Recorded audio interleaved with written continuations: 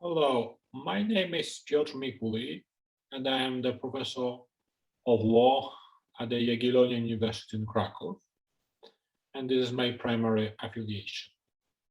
Organizers of this conference have asked me to record my talk as the event takes place both in a synchronous and asynchronous way. Uh, my paper concerns the disciplinary liability of judges and has three main aims.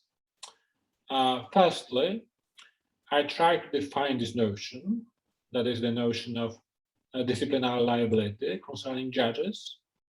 Secondly, to show the international standards emerging in this respect. And thirdly, to present the mechanisms of disciplinary liability in selected jurisdictions. Disciplinary liability or accountability is the concept narrower in scope than the notion of accountability itself. It comprises the various procedures for assessing the individual behavior of persons performing the functions of state bodies in the performance of their duties. Several mechanisms for reporting on this behavior and the various instruments relating to the material substrates of a state body or a whole branch of the government. We can say that accountability consists mainly of the relationship between the obliged body, that's the agent, and its principal, to whom the former is obliged to account. However, the whole spectrum of these relations may include certain elements described by a number of terms, besides accountability, such as responsibility or just liability. In public law, disciplinary liability is most often of an inter-organizational nature. It usually aims to stigmatize undesirable behavior that is not yet serious enough or fundamentally different enough to qualify as a criminal behavior. Disciplinary liability is found in many public institutions, services, inspections, guards, in the areas of civil service, police, or professions of the so-called professions of public trust. One of the characteristics here may be that guilt is decided internally, as the persons who are supposed to adjudicate on this liability are usually employed in the concerned body, in the concerned institution. The sense of disciplinary liability involves observing certain standards and eliminating behaviors which are undesirable in performing one's professional duties.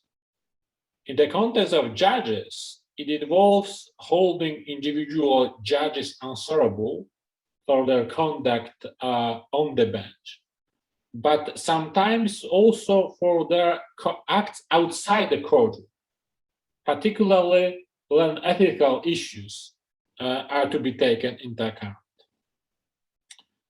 I mentioned before that one of the characteristics of the concept of disciplinary liability is its internal character. I mean that it occurs within a given institution, within a given service. However, in the case of disciplinary liability of judges, because of the specific nature of the judicial power, it seems more important to refer, first of all, to the substantial, material understanding of this liability.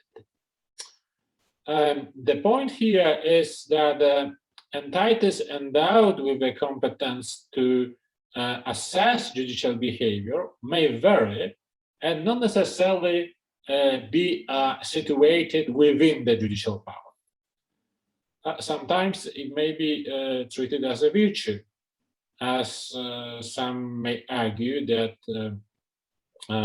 judges cannot judge each other's behavior in an impartial way, and that the public cannot have confidence in a process that is conducted solely by judges.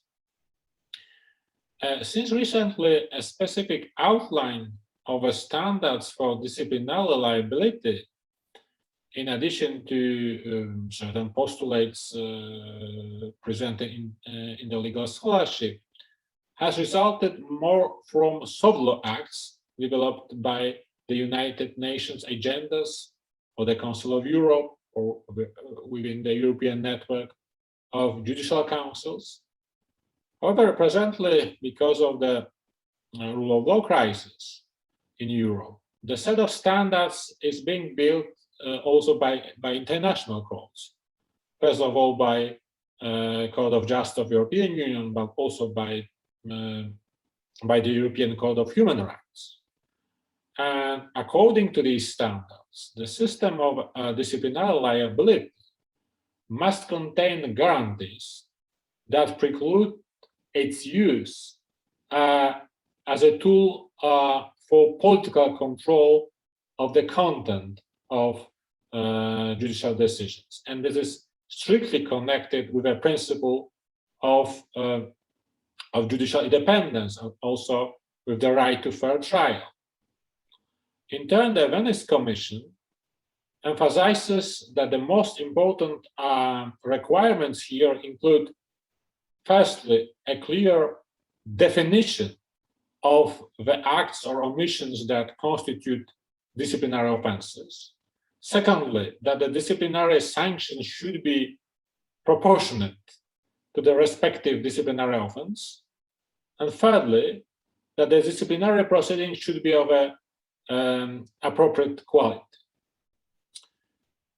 Such standards and requirements are built on the one hand on existing normative solutions and constitutional practices in developed democratic states, but on the other hand on specific recommendations formulated by the scholarship. In my paper, I have presented the normative solutions regarding disciplinary regime for judges occurring in selected constitutional systems.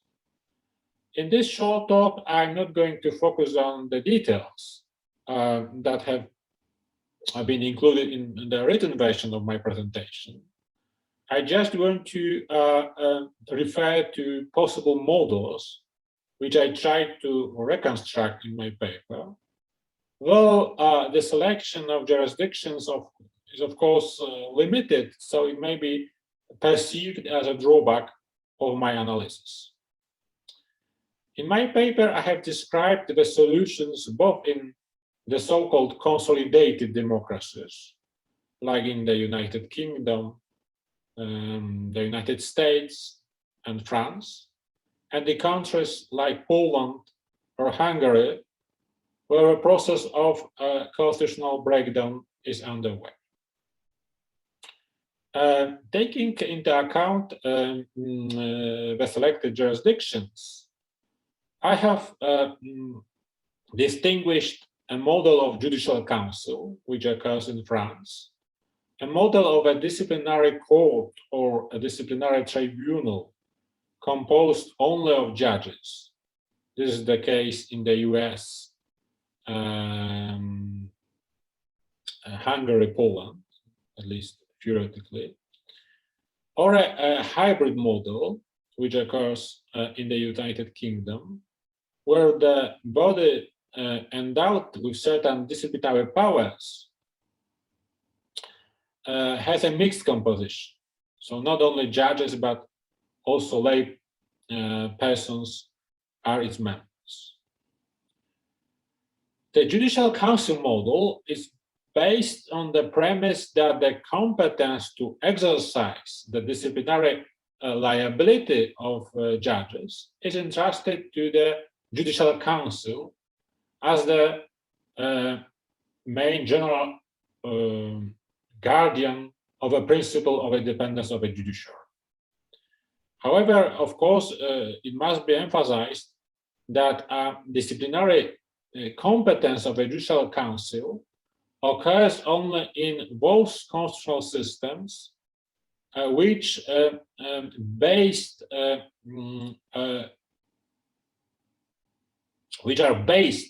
on the French pattern, as not all judicial councils have been endowed with such competences.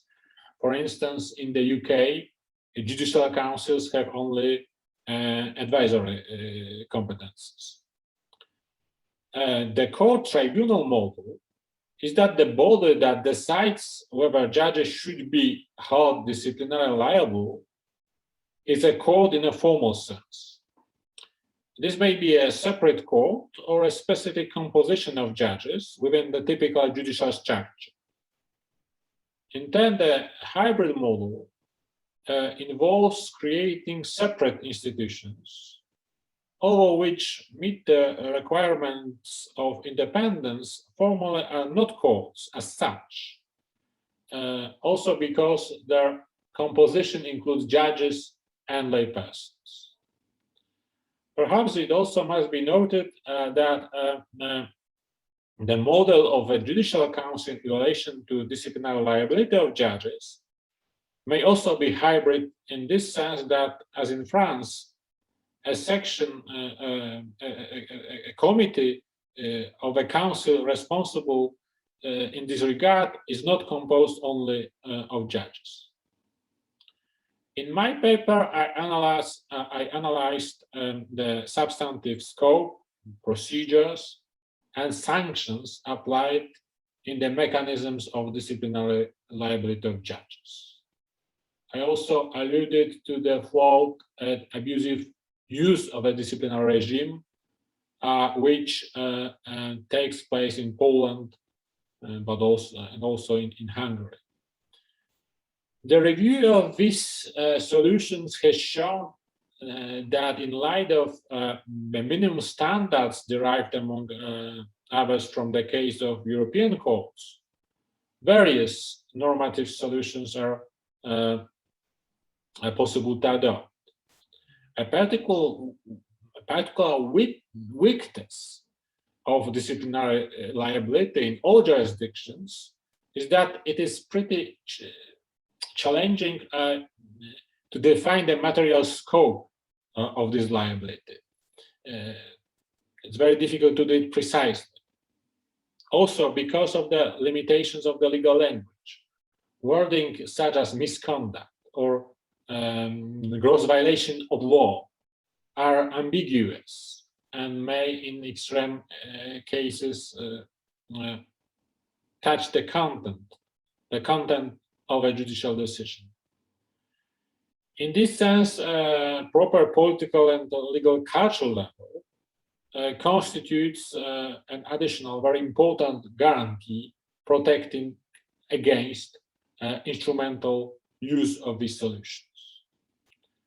The Polish example, in turn, clarifies that the court tribunal model may be in practice destructive. Formally speaking, the new chamber, disciplinary chamber of the Supreme Court in Poland, has very far-reaching autonomy. It's theoretically judicial, but in practice, it's a political organ filled with the ruling parties' allies. Generally, I'm of the opinion that the models that allow the participation of extrajudicial factors, such as non-judicial members, cannot be ruled out without an empirical examination of a concrete case. It may happen that such an organ will effectively meet the criteria of being an independent court, of being an independent tribunal. The basic premise of all these mechanisms is to strive for objectivity in both the assessment of a judgment's disciplinary misconduct and to ensure impartiality in these proceedings. It's also crucial to prevent a situation in which a judge's misconduct is considered in an entirely arbitrary manner, so that the institution of disciplinary liability doesn't turn into a mechanism for crushing judicial independence. However, as we know, ill will of those with power can lead to the misuse of even very well-designed normative tools. I encourage you to read the written version of my presentation. I would like to thank the organizers for inviting me to this conference, and thank you for your attention.